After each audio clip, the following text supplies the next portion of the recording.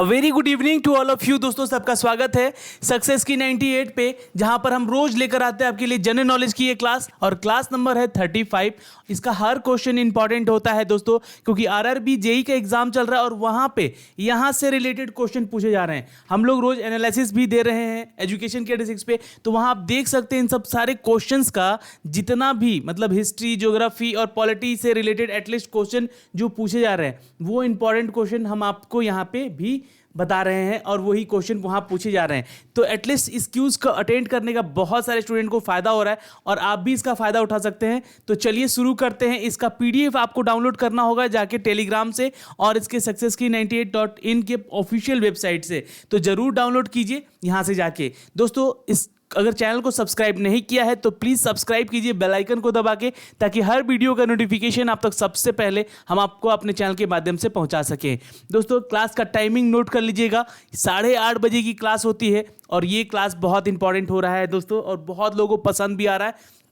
तो कमेंट कीजिए आप लोग अपने आंसर, देखिए कितने सही उत्तर दे रहे हैं, कहीं कितने गलत उत्तर दे रहे हैं। ठीक है, यहाँ एनालाइज अगर कर लिया खुद को तो वहाँ पे जरूर क्वेश्चन सही करके आओगे डेफिनेटली। ठीक है, चलिए दोस्तों तो शुरुआत करते हैं। यहाँ पे हम उन सभी प्रश्न उत्तरों के यहाँ पे जितने भी क्वेश्चन अगर होंगे आपसे तो वो कमेंट करते रहिएगा।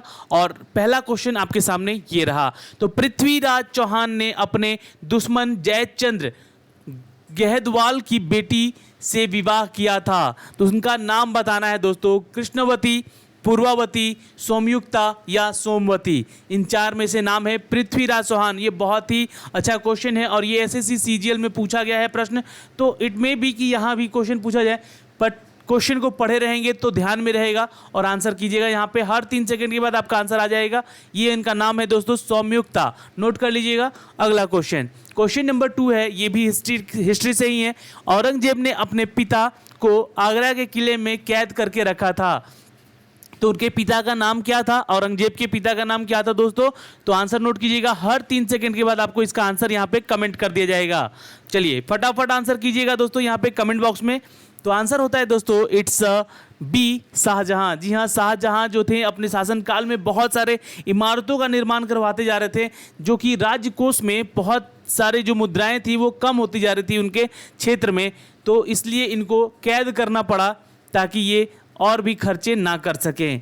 अगला क्वेश्चन है, अकबर का जन्म कब हुआ था? ये क्वेश्चन पूछा गया है दोस्तों आपके सीएचएसएल एग्जाम में और आरआरबी एनटीपीसी के 2016 के पेपर में भी ये जीके का क्वेश्चन था। अकबर का जन्म कब हुआ था? तो आंसर कमेंट कीजिएगा दोस्तों यहाँ पे इट्स ए 1542 ईस्वी में। चलिए अगला क्वेश्चन देखें। क्वेश्चन नंबर 4 है कि तराइन की लड़ाई पृथ्वीराज चौहान और किसके बीच हुई थी? तो ये क्वेश्चन पूछ सकता है यहाँ पे आरआरबी जेई में भी आपका इंपॉर्टेंट है, ये क्वेश्चन पूछा जा सकता है यहाँ से। और एनटीपीसी वाले तो स्टूडेंट बिल्कुल जितने क्वेश्चन यहाँ पे दे रहे हैं वो पढ़े, क्योंकि सबसे ज़्यादा वेटेज अगर किसी में रहेगा जीके में तो इतिहास का रहेगा। और अगर साइंस के क्वेश्चन पढ़ रहे हैं आप लोग तो उसमें केमिस्ट्री पढ़िए, उसमें पीरियोडिक टेबल का चैप्टर पढ़िए। यहाँ से क्वेश्चन बन रहे हैं, यहाँ से क्वेश्चन आ रहे हैं, जितने भी एनालिसिस हम लोग यहाँ पे आपको दे पा रहे हैं।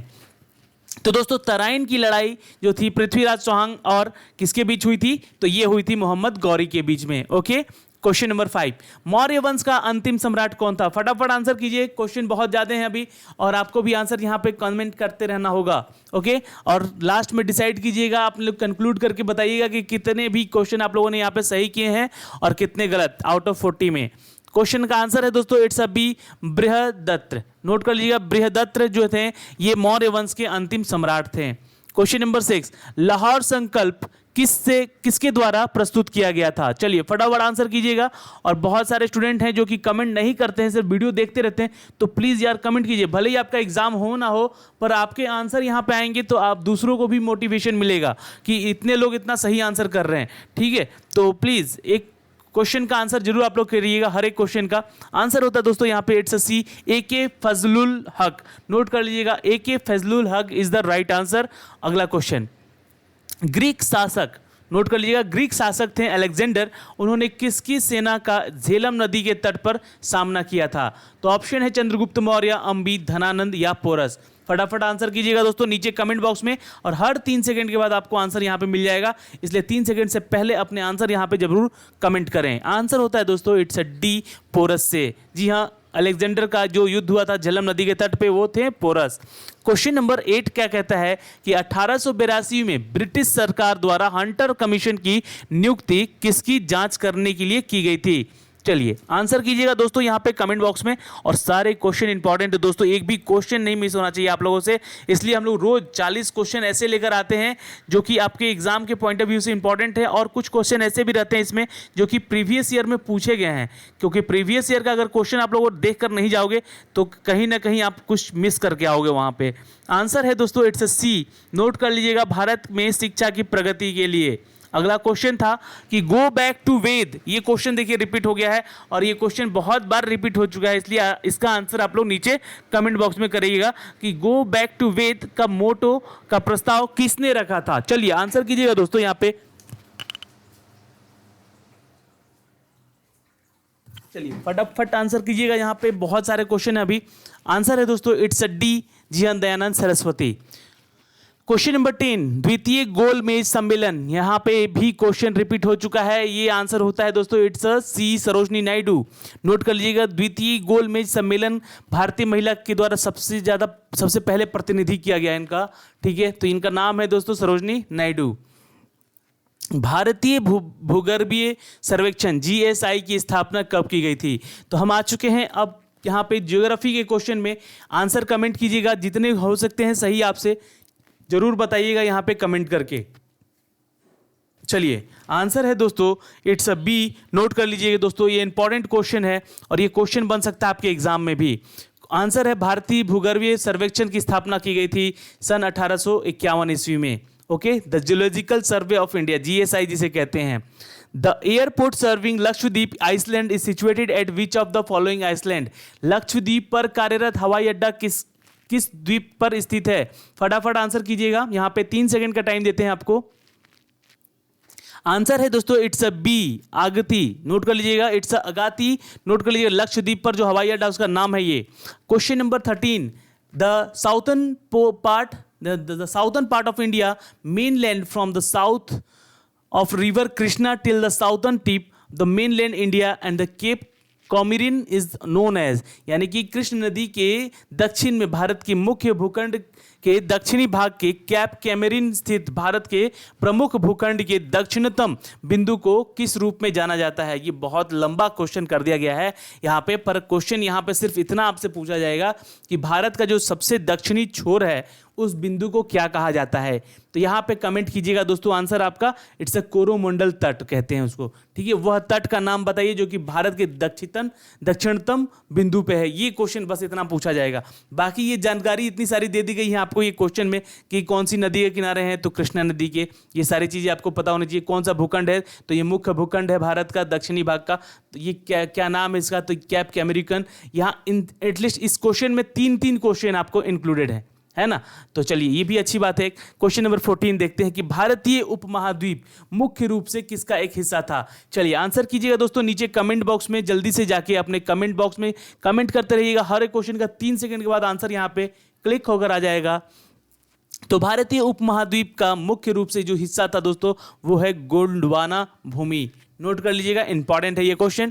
क्वेश्चन नंबर 15, इनमें से कौन सा डेक्कन पठार की उत्तरी सीमा बनाता है?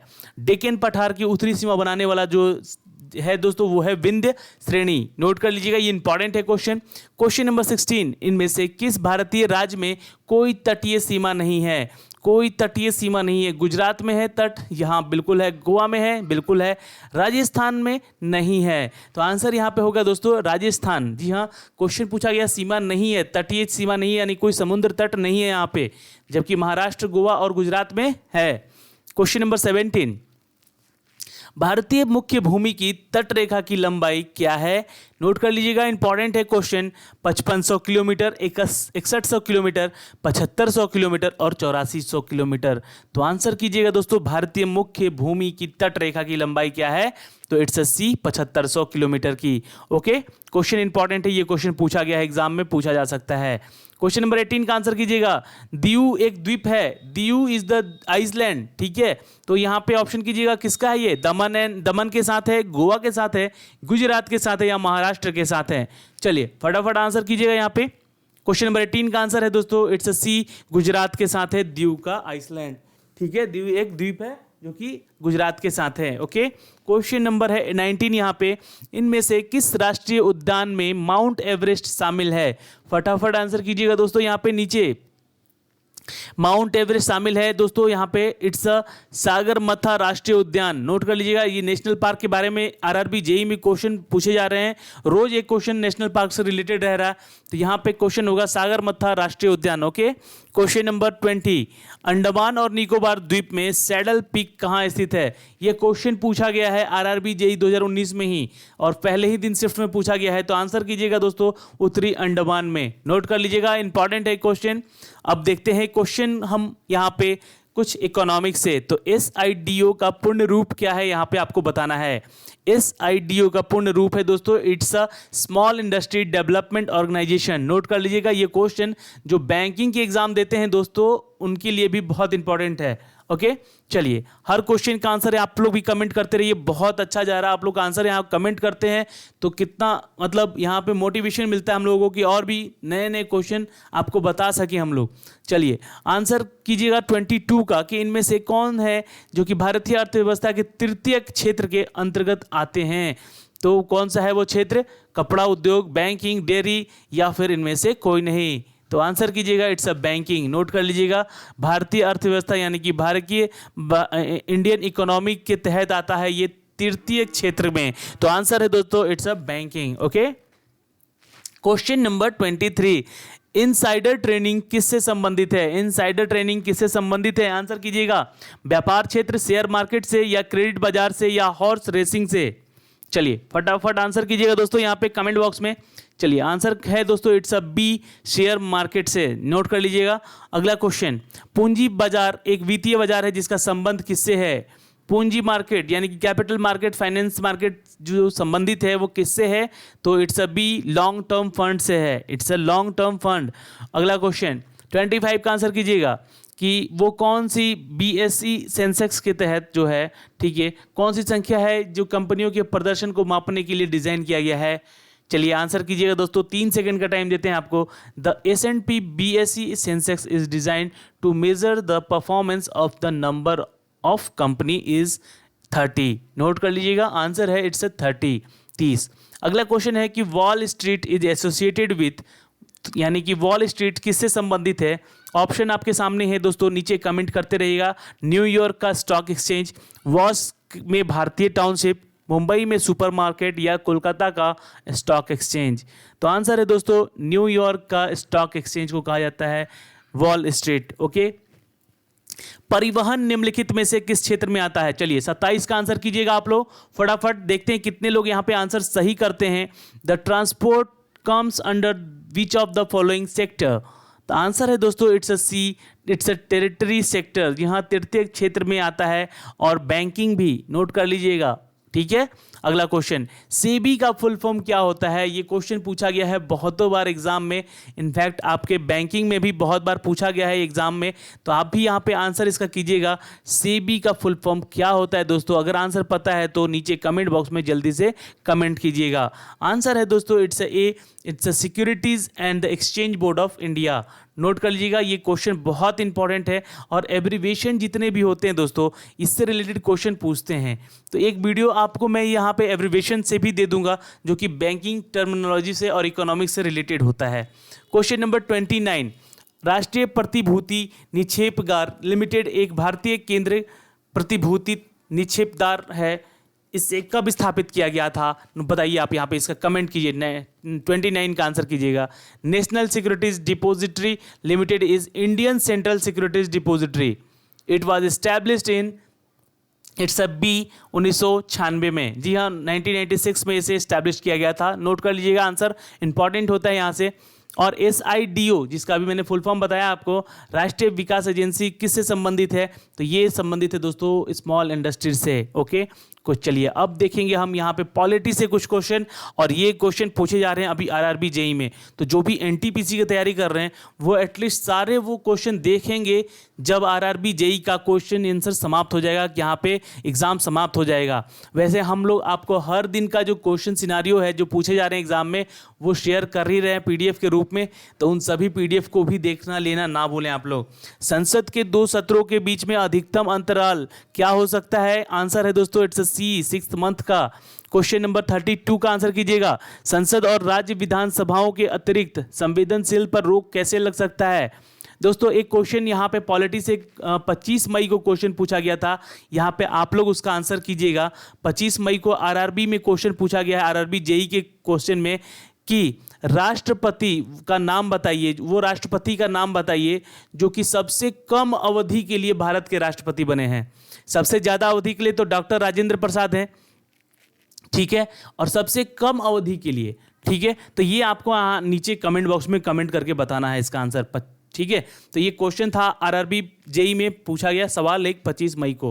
ओके, इसका आंसर कीजिएगा दोस्तों इट्स सी, नोट कर लीजिएगा। संसद और राज्य विधानसभाओं के अतिरिक्त संवेदनशीलता पर रोक कैसे लग सकता है? तो न्यायिक समीक्षा के अनुसार।